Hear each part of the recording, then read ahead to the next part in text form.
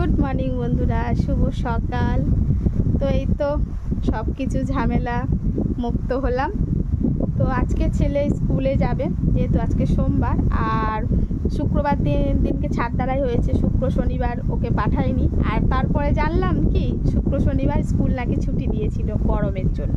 তো যাই হোক, আজকে শিবা বলল, মা আমি আজকে স্কুলে একটু যাব। তো যেহেতু ওকে সবসময় পাঠাই না, সপ্তাহে 2 দিন কি 3 দিন পাঠানো হচ্ছে, তো আজকে বললো যাব।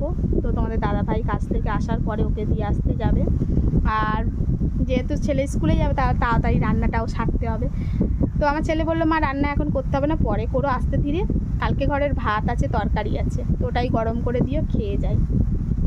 আর এই তো বন্ধুরা, ভীষণ খুশি, ছাদ পড়ে গেছে। আর নতুন নতুন তো জানো তো, খালি খালি ছাদে উঠছি, যেন একটুকুনি এই ঘরে আসলেই মনে হয় না একটু ছাদে থেকে ঘুরে আসি। আচ্ছা, এরকম যারা মানে নতুন কিছু হয় তাদের কি সবারই এরকম হয়, নাকি এটা শুধু আমার হচ্ছে?